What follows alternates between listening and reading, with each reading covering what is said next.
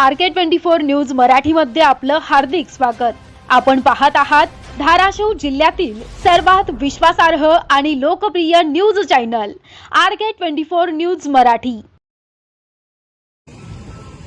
कोट्यावधी तरुणांचं भवितव्य या परीक्षेवरती आहे आणि या परीक्षेमध्ये घडलेल्या गोष्टीला की घडलंय, जे चुकीचं घडलंय ते चुकीचं घडलंय ते मान्य करायची पात्रता तुमच्या या सरकारमध्ये राहिली नाही आणि त्याच्यामुळे या तरुणांचा हा जो काही उद्रेक झालाय, देशभरामध्ये हा उद्रेक आहे।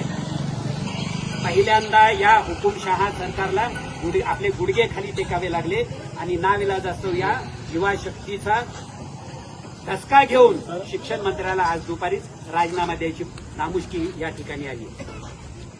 राजीनामा घेतला म्हणून आंदोलन जिंकलं असं नाही। निरपराध 22 ते 25 विद्यार्थ्यांनी आत्महत्या केली। आता या ठिकाणी अरविंद घोडकेंनी सांगितले की 1 वर्ष नीटची तयारी करायला 3 लाख रुपये लागतात। 2-2 वर्ष रिपीट करून 3-3 वर्ष 4-4 वर्ष गोरगरीब लोक आपल्या घराला इस्तू लावून 10-12 लाख रुपये खर्चून त्या नीटच्या तयारीसाठी आपल्या मुलामुलींना ठेवतात। त्या मुलामुलींचं पुढचं स्वप्न त्याच्यावरती आहे, त्यांचं आयुष्य त्याच्यावरती आहे। त्या भावनांची तुम्ही कदर करत नाही।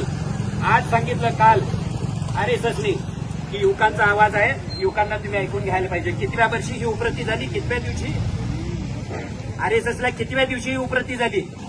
23व्या दिवशी। आणि 22 दिवस काय तुम्ही कानात गोळे घालून बसला होतात का?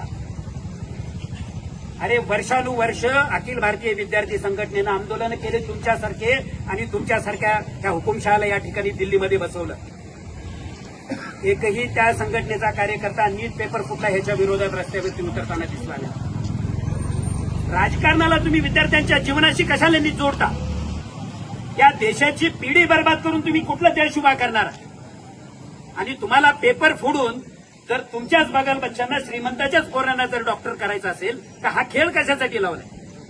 22 लाख पोरं पैसे भरतात परीक्षेचे, 700 कोटी रुपये त्याच्यातून निधी जमा होतो आणि तुम्ही पेपर फोडता आणि तुमच्या ठराविक असणाऱ्या लिंक असणाऱ्या त्या पोरांना ते पेपर पण तेवढ्यासाठी घ्या ना, नाहीतर तुम्ही मागता घ्या लिहून।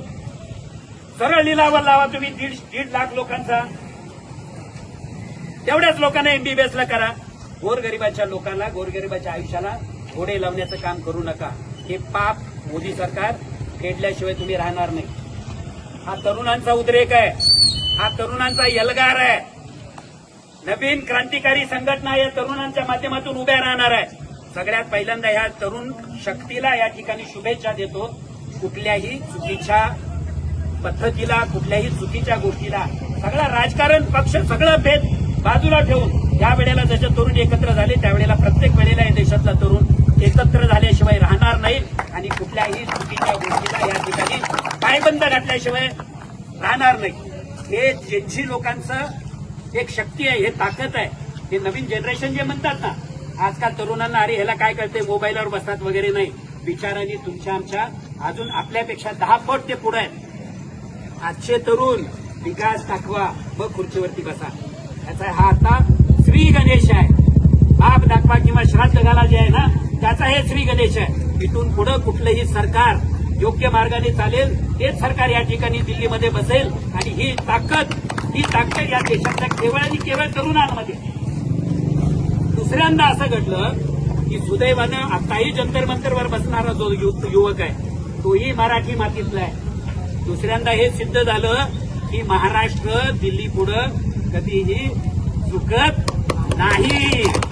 दिल्लीला परत महाराष्ट्रासमोर गुडघे टेकावेच लागतील। जर तुम्ही चुकीची गोष्ट करत असाल तर ती क्षमता या महाराष्ट्रातल्या मातीमध्ये असे कित्येक अभिजित दिपकेसारखे आंदोलक तयार होतील, क्रांतिकारक तयार होतील आणि या देशाला योग्य दिशेने घेऊन जातील।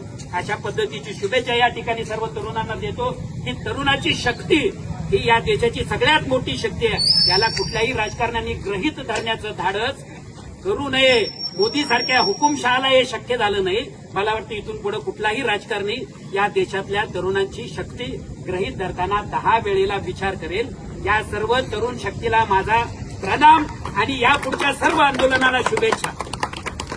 बातम्या आणि जाहिरातांसाठी संपर्क राहुल अंकुश कांबळे, मुख्य संपादक 9881 858540.